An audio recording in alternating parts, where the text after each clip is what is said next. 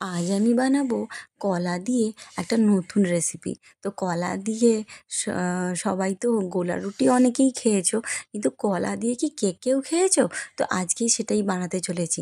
বাড়িতে কিছু কলা পড়েছিল, তো কলাগুলো পড়ে পড়ে শুকিয়ে যাচ্ছিলো, তো আমি ভাবলাম এই সুযোগে একটু কলা দিয়ে না হয় একটু আমি কেক বানিয়ে ফেলি।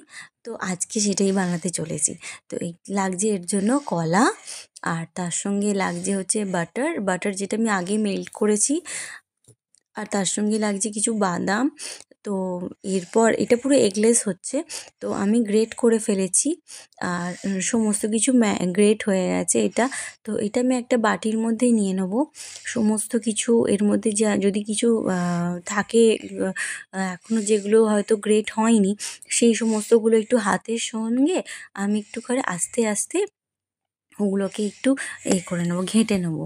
তো এই দেখো আমি এগুলোকে আস্তে আস্তে একটু ঘেঁটে নিচ্ছি, যাতে কেকটা পুরোপুরি মুখে যেন মসৃণ লাগে, কোনোভাবে কোনো রকমভাবে কোনো গিঁট না থাকে। তো এরপর আমি যেটা করব সেটা হচ্ছে যে আমি কেকটার মধ্যে ভ্যানিলা এসেন্স দেবো, একটু নুন দেবো, আর দেবো একটু দুধ, আর আর বেকিং পাউডার আর বেকিং সোডা, আর অল্প একটু নুন দেবো। আর ব্যাস এইভাবেই আমি বানাবো। তোমরা চাইলে এর মধ্যে আরও অনেক কিছু অ্যাড করতে পারো। ভালো করে ওটাকে একটু ফেটিয়ে নিলাম। ফেটিয়ে নেওয়ার পর আমি একটু ময়দা দিয়ে দিলাম। ময়দাটা আমি জালের মধ্যে ভালো করে একটু ছেঁকে নিলাম, যাতে ময়দাটা পুরোপুরি কোনো রকম কোনো মিক্সড করতে কোনো অসুবিধে না হয়। তো আর এরমভাবেই আমি একটু ভালো করে এটাকে মিশ্রণ করতে থাকলাম। এরপর আমি একটু গরম দুধ দিয়ে দিচ্ছি। গরম দুধ দিলাম, আর এরপর আমি আরেকটু নাড়াবো। এরপর দেবো হচ্ছে একটুখানি বাটারটা দেখেছো প্রথমে আমি ওটাকে গলিয়ে নিয়েছিলাম। তো এরপর আমি ওটাকে মিক্সড করব, ভালো করে ওটাকে আমি ফেটিয়ে নেব। এত ভালো করে ফেটাতে হবে যাতে বাটারটা পুরোপুরি যেন ময়দা কোনো কিছুই না লাম্পস না পড়ে থাকে, একদম স্মুথলি টেক্সচার হয়, এমনভাবেই আমি গোলাবো। এরপর দেবো হচ্ছে একটু বেকিং পাউডার, বেকিং সোডা, নুন, আর তার সঙ্গে একটু চিনিটাকে আগে গ্রেট করে রেখেছিলাম। চিনিটাকে ভালো করে দিয়ে এটাকে পুরো ফেটাতে হবে। তো ফেটিয়ে নেব, তারপর ভালো করে যাতে চিনিটা না আর থাকে, চিনিটা যেন গলে যায় পুরোপুরি, প্রপারলি মেল্ট হয়, সেটা ব্যবস্থা করবো। এরপর দিচ্ছি 1 চামচ ভিনিগার, আর দিচ্ছি বেকিং পাউডার। আজকে এটা বানানোর একটাই উদ্দেশ্য, সেটা হচ্ছে আমার ছেলে এই কেকটা খেতে খুব ভালোবাসে। তো কালকে ওর জন্মদিন, তো এই জন্য এটা একটু বানাচ্ছি। রাত 12টার সময় ওকে সারপ্রাইজ দেবো। তো ফয়েলের মধ্যে একটু মাখিয়ে একটু ঘি মাখন মাখিয়ে নিলাম। তো এবার আমি মাখন এর মধ্যে ফয়েলের মধ্যে পুরোটা ঢেলে দিচ্ছি। কেকটা অলমোস্ট আমি ফয়েলের মধ্যে ঢুকিয়ে দিয়েছি।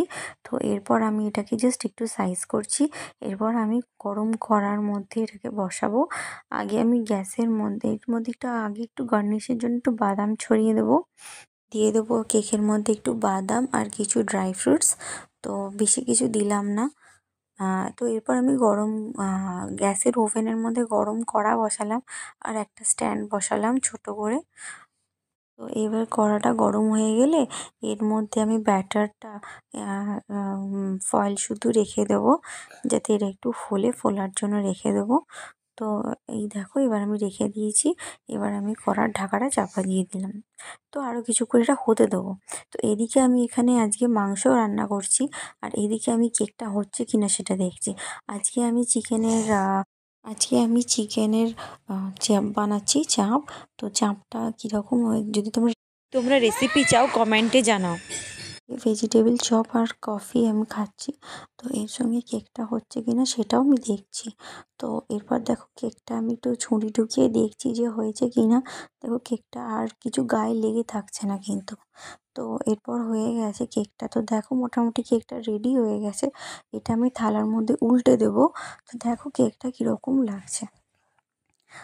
কেকটা উল্টে দেখো এরকম লাগছে, এর পেছনটা খুবই সুন্দর দেখতে লাগছে। তো এটা আমি শ্রেয়ানের জন্মদিনে আজকে 12টা বাজলো তখন আমি এটা দিলাম। টু ইউ না কাটো, বার্থডে ডিয়ার বুকু সোনা, হ্যাপি বার্থডে। দেখি দেখি দেখি। কেমন হয়েছে? ভালো হয়েছে? ইয়াম্মি হয়েছে? মাম্মা বানিয়েছে? খুব ভালো হয়েছে।